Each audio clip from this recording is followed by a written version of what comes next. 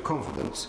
I'd like to point out, first of all, that I need to declare an interest, although I think my declaration of interest has already been declared for me by my noble friend Lord Tope, from 27 years and currently on Barnet Council, and I'm probably the only member of your Lordship's House that still chairs an audit committee of a London borough. And I was, as my noble Lord Tope said, I was rather stupidly elected last night, and as you possibly know, the protocol, certainly in many boroughs and most boroughs, local authorities, is that it's an opposition councillor that fulfils this post, and that is what we did when we were in power, and I'm glad to see this happened when in the borough of Barnet when the Conservatives are in power. First of all, I understand the desire to put the publicity code on a statutory basis to prevent councils wasting public money on council-produced newspapers and magazines, often in containing political propaganda, even at the level of, aren't we doing well? And very often it is purely at that sort of level. However, I think that as framed, putting it on a statutory basis is unnecessary and heavy-handed. Local authorities do need to communicate, and local newspapers are useful, but they are not as effective as they were. I find in my locality that I no longer know who the editor is, or even if they have one. I do not recognise the names of the local journalists who are reduced in number, mainly office-based, and changing with great rapidity. Then the journal, be it a local authority or commercial, is only at the end as good as the guy delivering it or not delivering it, as the case may be. London boroughs support local commercial newspapers. I think Councillor Lord Tope, yes, referred to a figure of 26 million nationally. It's £4 million per annum in London on advertising. This aspect of the bill is, I believe, aimed at the small minority of councils that misuse public money for overtly political purposes. Surely, I hope my noble friend the Minister will confirm that during the passage of this bill we can come up with a less heavy-handed way of dealing with this. The noble friend Lord Tope and the noble Baroness Eaton both have referred to this, and Baroness Hannah, my noble friend the Minister, said that this government is against top-down government. Well, what is this but not top-down government? Turning now to the abolition of the much reduced in size Audit Commission and the setting up of a system of locally appointed external auditors. A main concern from the bill is the preserving of auditor independence. Currently, it is the Audit Commission that appoints external auditors, and that is seen as preserving of auditor independence. It prevents cherry-picking of audit opinions and helps the interaction with the local authority start on a level playing field. There might also be a concern from auditors who quite naturally may believe that issuing unfavourable audit opinions may adversely impact on their ability to obtain contracts in the future, as the very people they may criticise in their audit opinions will have a say in their future appointments.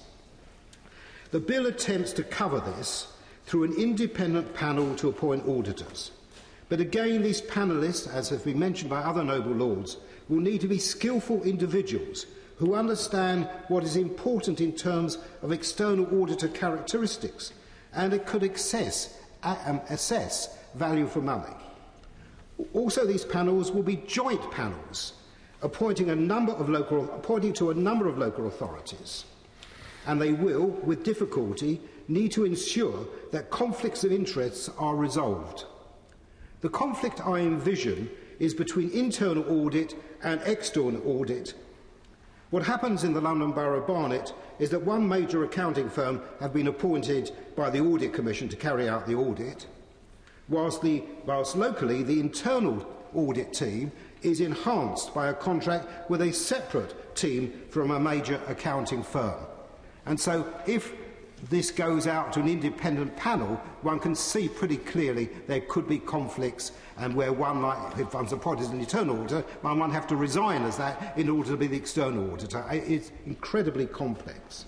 The bill concentrates on the appointment of external auditors, But the reality, and that is speaking as a current chair of an audit committee, is that external audit at a reasonable cost is only as good as the internal audit team of that local authority.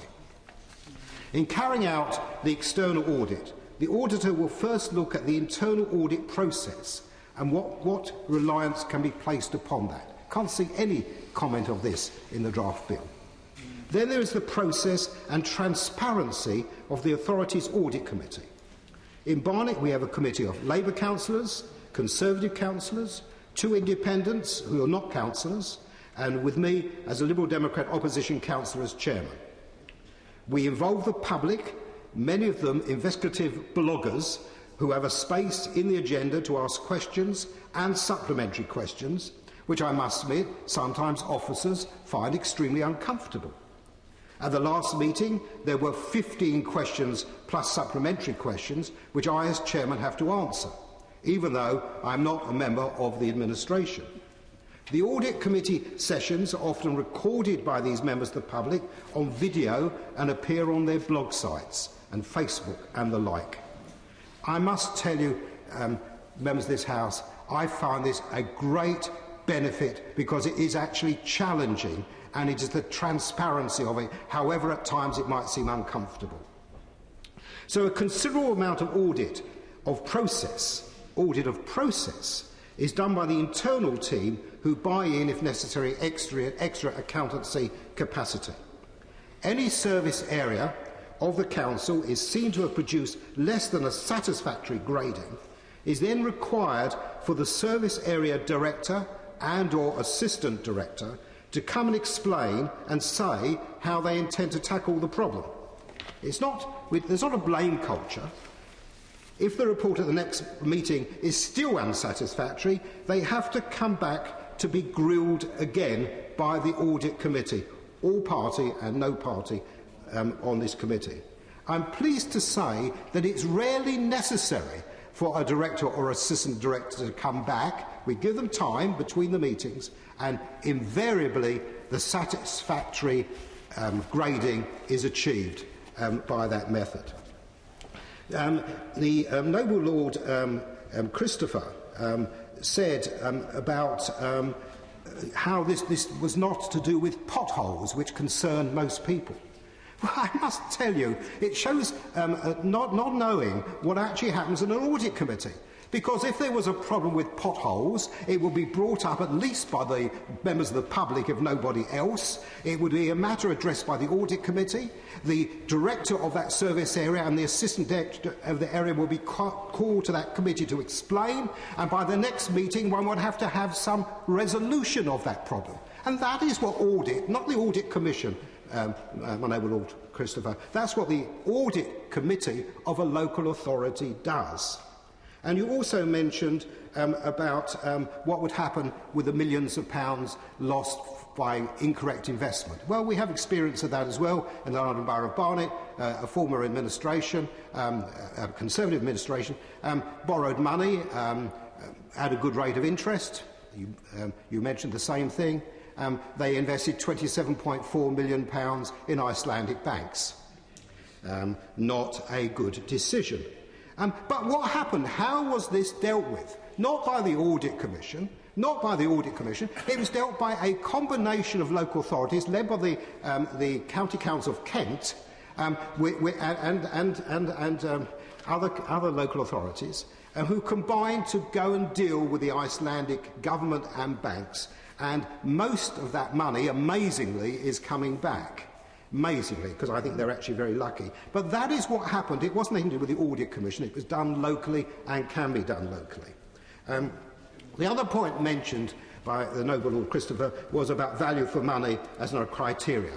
Well, that will be a criteria dealt with by the National Audit Office under the new regulations.